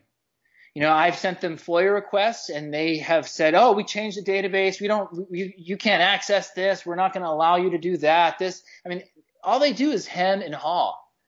And one of the things that I've done is, in order to tell them that they can't use the legal fiction against me or the legal person against me, is I have filed the IRS form 8854, which is the initial and annual expatriation statement. And that is the document, the IRS document, that needs to be filed if you really want to be listed as an expatriate in the federal registrar in order to be officially recognized as a non-U.S. citizen. It's a really kooky thing because, no human beings are U.S. citizens to begin with, except by this assumption, right? So, it's really kooky how these people are doing all of these different things. And it's so true that there's no tax, no taxes need to be paid because there is no law that requires it. No human being needs to pay. Only a taxpayer is defined as your corporate entity, which is not you. Okay, and the other thing is there's a couple things about this. Number one, you can always dissolve the corporation. And IRS Form 966 dissolves the corporation. Another solution is that you have to understand that the artificial person, being a trade name in a corporation, you are the CEO and president of that corporation. And as the CEO and president of that corporation, you need to be paid. There's actually laws in the United States that require minimum wage to be paid for every time that you step into an artificial person. So your driver's license is an artificial person. And if you are stepping into that, which you are, which everyone that has a driver's license is stepping into their driver's license on a 24/7 basis, 365 days a year. Now, that person that you are stepping into is a job. The state is literally required by minimum wage laws to be paying everybody a guaranteed universal minimum wage. This is universal income is required by law since 1938 in the United States. Now, and one of the solutions, for dealing with these courtrooms and with the IRS is to demand back pay for stepping into that person. And they don't want to do that. In fact, they would prefer that we don't understand that the artificial person, the driver's license, the social security number, the selective service is also one. The birth certificate, your voter ID card is another artificial person. All these artificial persons are literally unique from each other. They're not even the same one. They're not even the same, quote, person. The artificial person that you are as a birth certificate is not the same thing as an artificial person that you are as a driver's license, which is not the same thing as the artificial person that you are, if you step into it, of course, as a federal Social Security Administration, artificial person. The reason why, and I can make this really easy to be clear here, which is that a driver's license is owned by the state of Michigan, is owned by the state. And so that makes it a state artificial person. Whereas the Social Security Administration artificial person is owned by the federal Social Security Administration level. It's a federal level. That's the federal citizen. So we now have the basis of having two different citizenships in the United States. We have the state citizen and the federal citizen based upon these artificial person legal constructs that do require, like I said, payment of minimum wage. Well, also, in regards to using world citizen documents to do things in the real world is the issue in the present day of immigration, which has become very, very prominent, especially, not just alternative media, but mainstream, because of all this stuff regarding illegal immigrants coming into a country as part of a conspiracy on the powers that be to shut down the borders and bring people of different faiths into the countries, happening in Europe, happening in America, all these refugees from the Middle East and such. And the fact that such a conspiracy is going on is what many people would assert is more than enough justification to be treating immigration as a privilege and not a right, and vetting the immigrants. And it's generally been believed in society that because the people of a nation have the right to ask their representatives to secure the border and do a vetting process for anyone or anything that attempts to cross the border, then because of that, immigration is not a right, although a lot of people of a highly spiritual nature seem to dream of a world without borders where everybody lives in peace and can sail through ports without going through Ellis Island type processes or have to worry about please show papers at border checkpoints.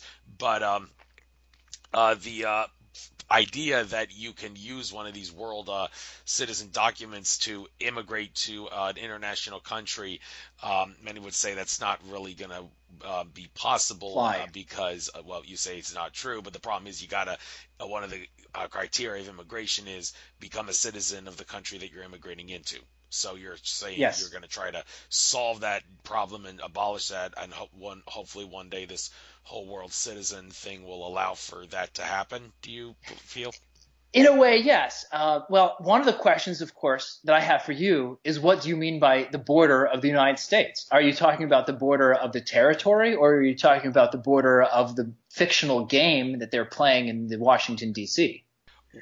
Well, if you're referring to the place along United States of America's geographical southern border and the Okay. Mexico there, and Yes. also Canada, what would that be based on your Well, different that's not the ways? border of the United States. That's the well, that's the border of well, Of the how, territory. of the That's territory. the yeah, Yeah. that's the border of the territory, but not the border of the United States.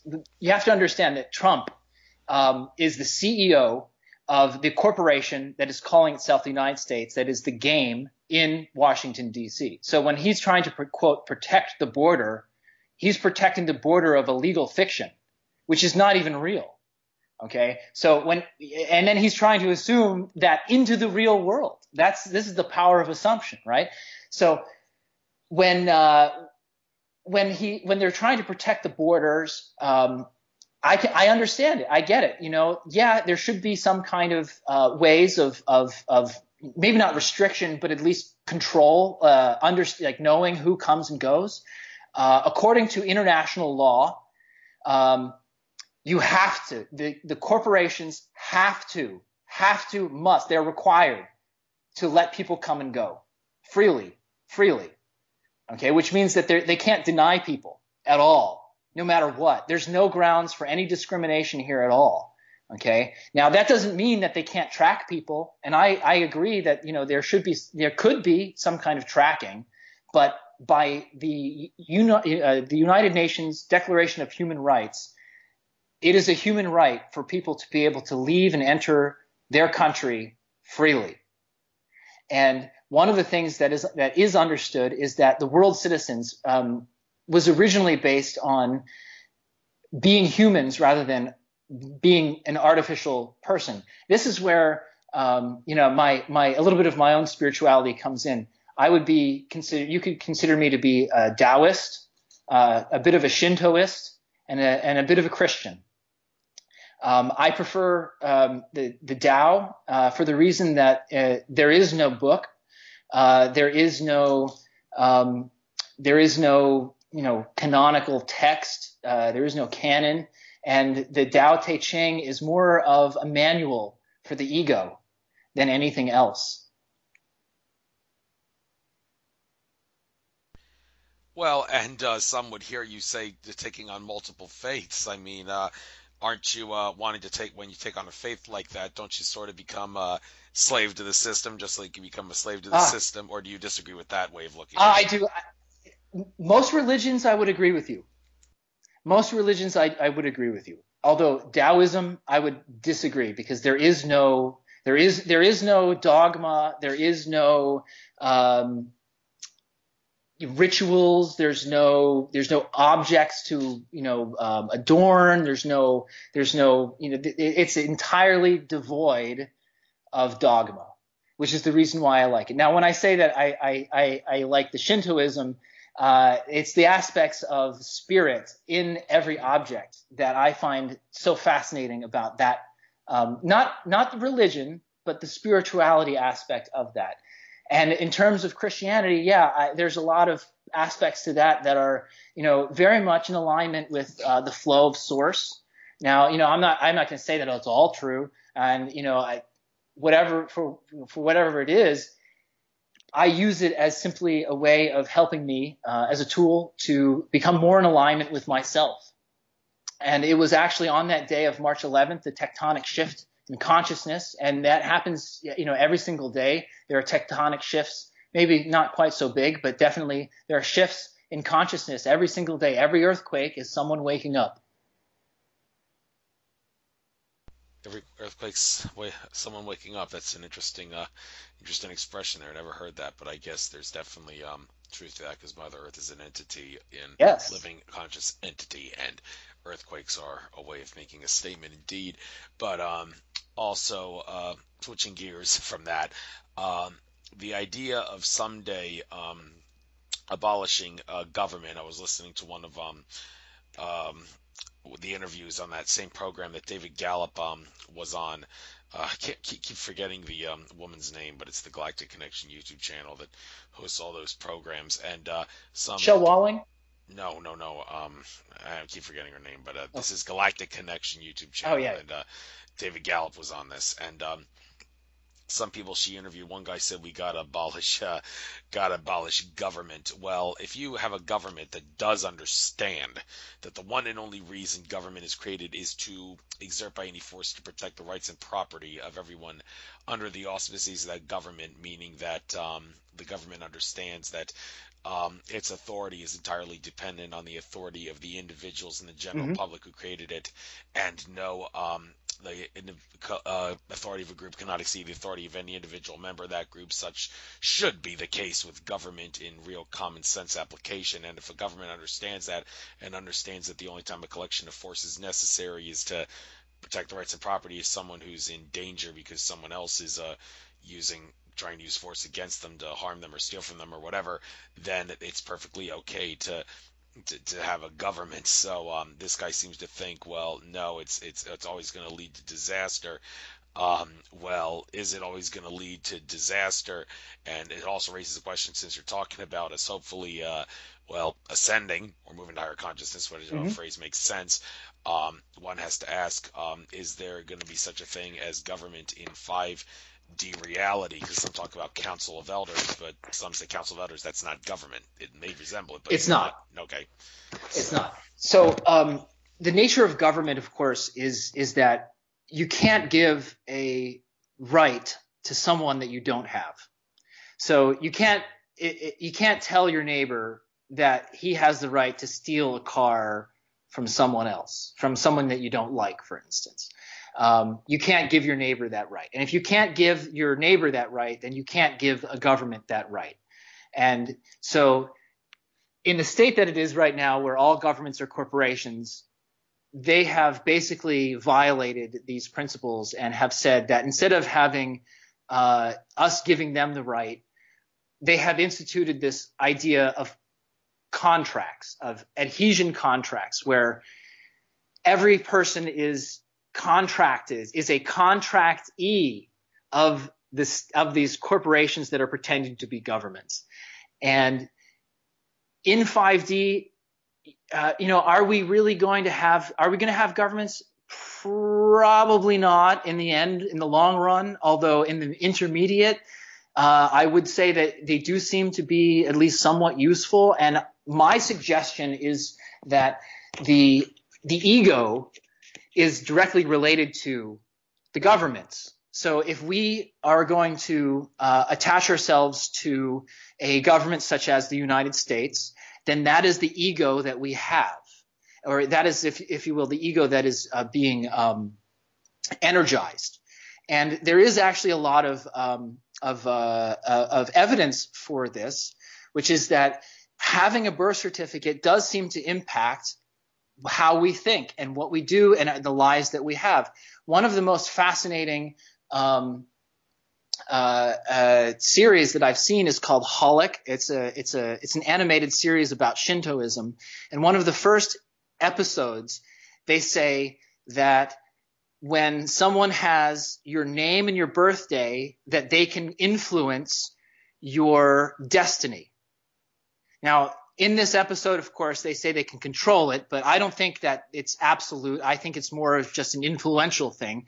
And my sense is that the cabal, the rulers that are running these corporations, are using our names and our birthday to influence, through the birth certificate, our consciousness and what we think and how we feel and our daily routine and just basically our everyday existence. So in 5D, are we going to have these governments? No, we're not going to have these governments. But the ego, if the ego is related to some kind of government structure, in the fifth dimension, it's not that the ego is going to go away. It's that the ego is going to shrink to the proper place and then act accordingly, act in its right place. So it's not going to try to do – the ego is not going to try to do all of the stuff that it's not capable of doing. Now, that's a whole nother conversation. But that's the thing is, this is the placebo effect, and this reality already is what you think is what you get. So your beliefs really is what your beliefs does manifest your reality, and it is actually amplifying. I know this. This is my personal experience, and I have witnessed this take place in many people around me.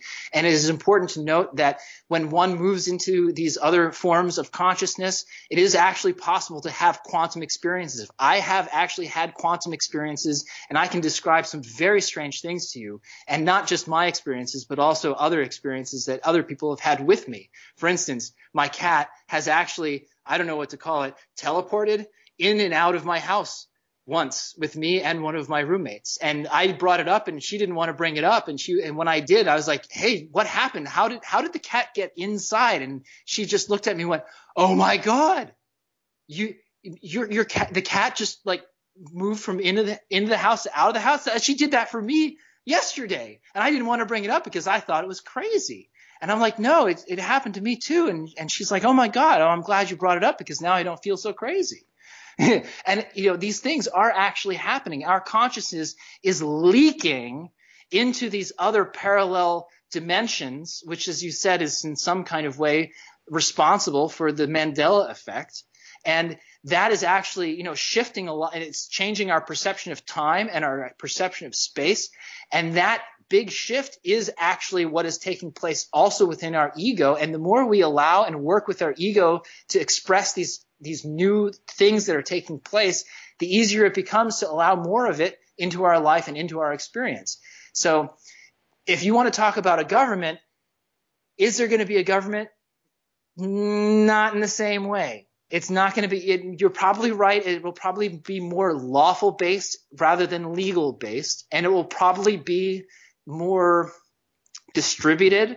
One of the solutions that I've been coming up with is I would like to start an Ethereum contract. I'm developing an Ethereum contract right now for smart property so that world citizens can actually own their own, like, for instance, their own cars, their own real estate, their own boats, spacecrafts, computers, whatnot. We can register our own property with the Ethereum network as a contract, and then also be able to then own it and control it legally that way. Now, the problem is that the current corporate structures do not allow for such innovation as Ethereum smart contracts and smart property. But because of the fact that the world citizens doesn't have the same kind of overhead that the corporations have, we can actually institute our own solutions for these things. So, for instance, one of the things that that I do with my world citizens of the Solar Monmatia, as I said, I look for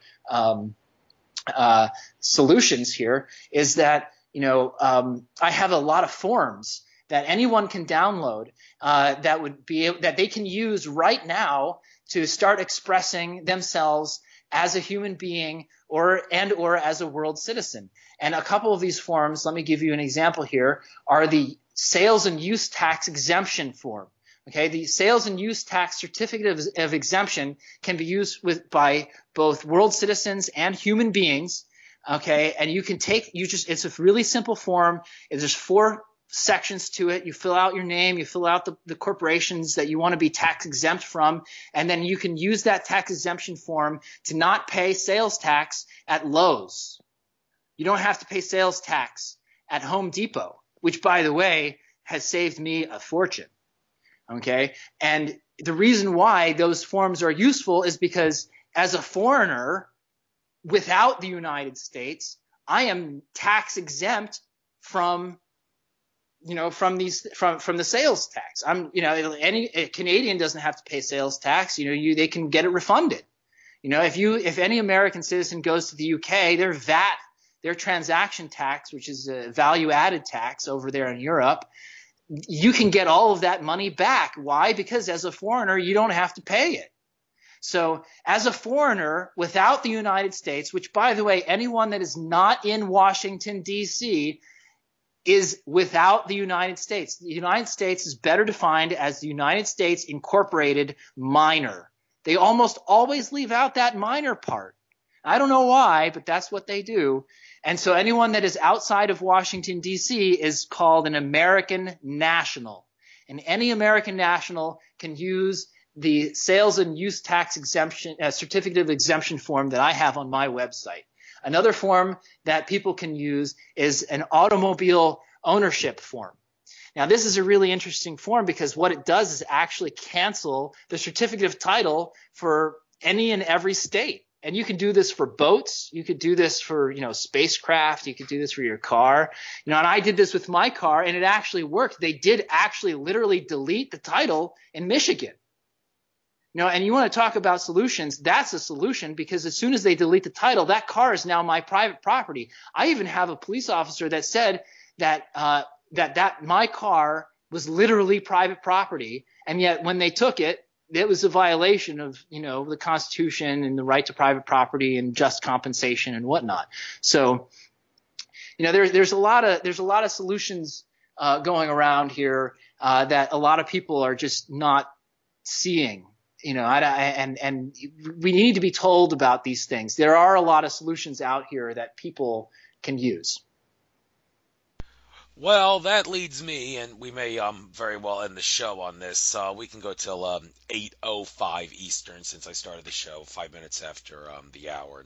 Okay, but anyhow, one big solution in regards to beating the system is basically using the fact that you create your own reality with your consciousness. Correct. Yes, and that goes directly to something I saw on this. I bought this program called Jurisdictionary, said the key to winning is confidence. Well, that's a down-to-earth way of saying the key to winning is to make sure that the way that you go about fighting the system offers a you reap what you sow method where you will be able to beat the system by envisioning yourself beating the system and creating your own reality with your thoughts and acting out on it. So anybody that says the courts are too corrupt, you can't win, well, no, if you can use your consciousness to uncorrupt the courts, then it's there is a great chance that all those people who say you can't beat the system because it's too corrupt are going to look really stupid if people learn how to use their consciousness to their advantage. Well, you seem like a very spiritual guy. How, for all those people that don't understand the metaphysical science behind this, how are we supposed to use our consciousness to beat the system in a corrupt system that's designed to be rigged against us? This is a fantastic question. Thank you for asking. And the idea is actually to reframe it. It's to reframe the entire conversation.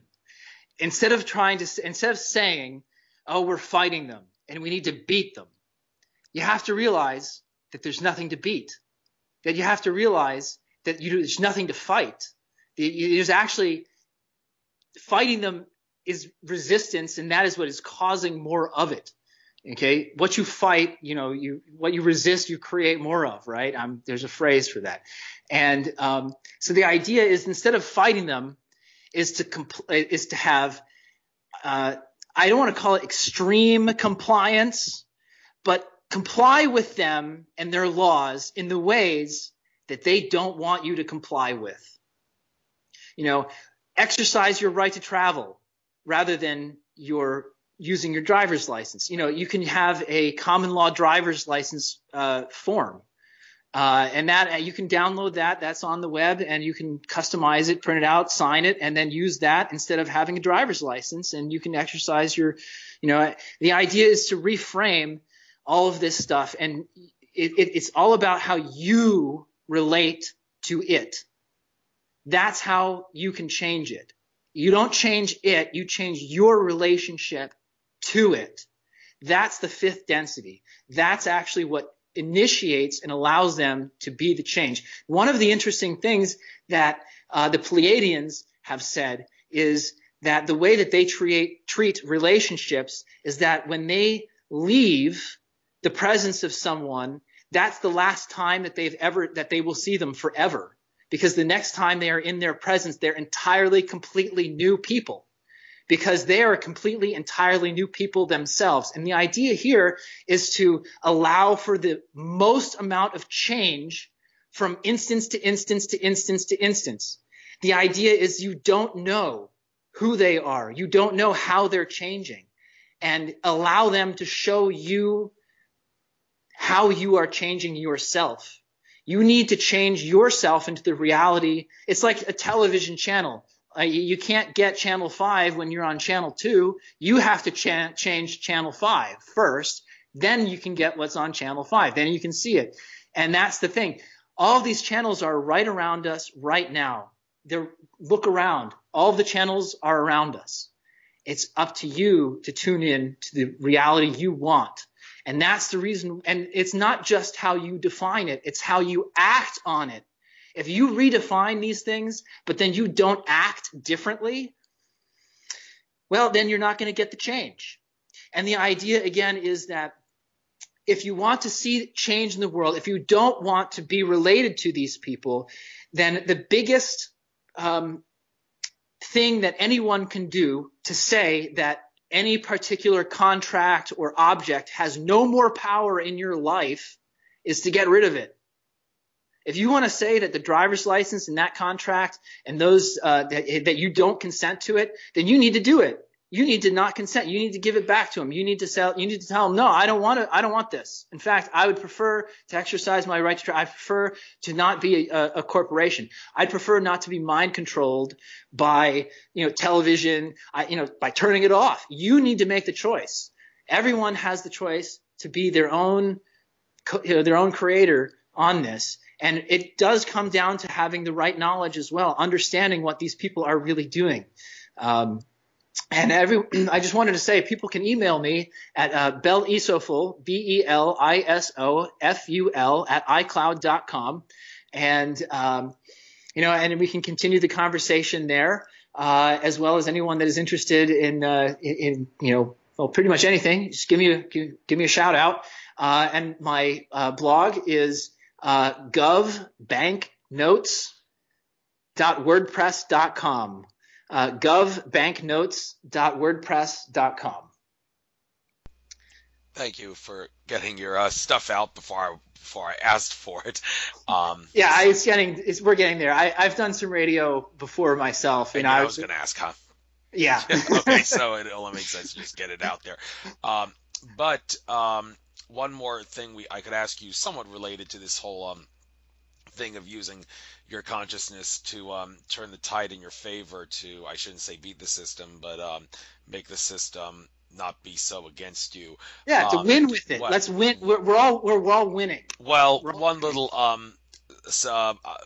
radical way one might suggest doing this is using a Star Wars method. Everybody knows George Lucas was no fool. His movies were truth under the guise of fiction, including the nature of how the Force works.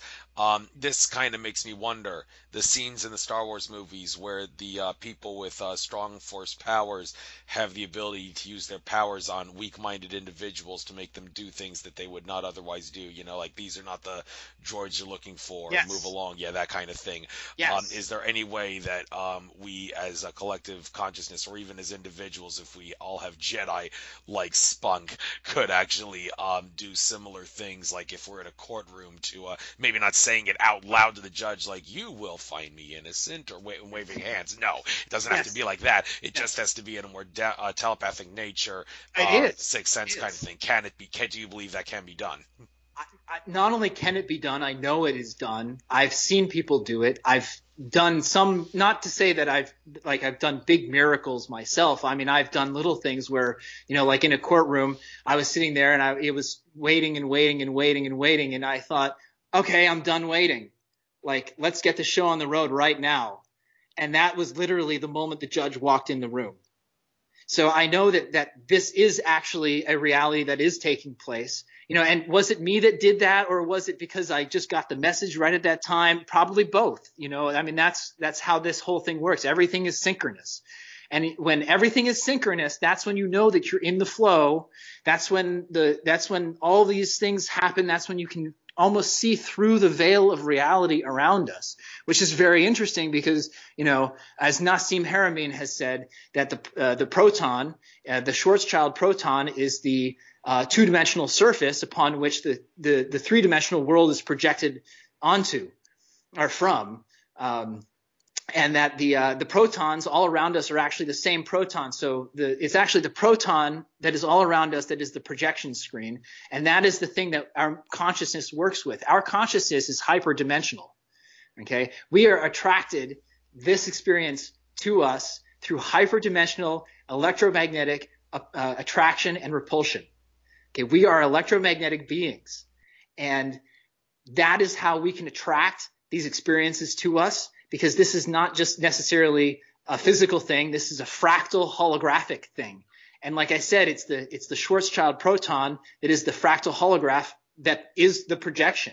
And it is the thoughts that we have that is the information that gets projected onto these black hole projection screens, these proton projection screens, which we then experience. So we are literally the creator, the perceiver, and we're the screen, we're the audience member, and we're the projectionist. Okay, and it just is a matter of realizing that there are these different components within us, that there is a higher self that we are connected to, and that is shared, and that even Freud, Carl Jung, he said that the collective consciousness is shared. And that's one of the things that the cabal don't want us to know, is that we all share this collective consciousness, and that's how they can use their little magic, sigil magic on their banknotes affect us. That's how it affects us. No question, it does affect us at a subliminal, subconscious level mainly there, but there's a lot of things at the conscious level that used to affect us, and it's up to us to put a stop to that. So yes, and if they can do it to us, we can do it to them. No question about that. So we've gone 2 hours here. This was very, very enlightening. You definitely combined a much more spiritual aspect to it. As David Gallup, I believe you said you've talked to him before. Is he becoming more of a spiritual guy? Because he didn't really seem like he seems to be more down to earth. But yes, he is. He is. That's good to know. Yeah, he is. And one of the reasons why is because he is an attorney, and he does. And I do support the work that he does in trying to bring. And it does seem to be trying rather than actually succeeding, because human rights cannot ever be brought to artificial persons. So I think fundamentally some of the things that he's trying to do, it cannot be done. But that's okay. It's not to say that, it's not effective or shouldn't be done, but we do need to, recognize that there is this difference between artificial persons and humans. Yes, thank you. Thank you. Very good. Well said there.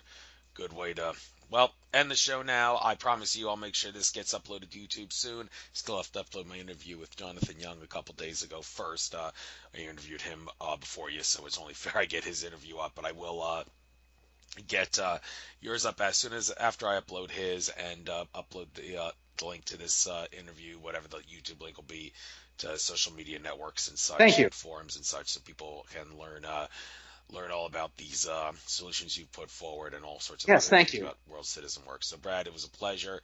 I wish you the best of Likewise. luck, and good luck for getting this World Citizen idea Yes. to the rest of humanity, and maybe someday the rest of the universe, if the ETs are interested.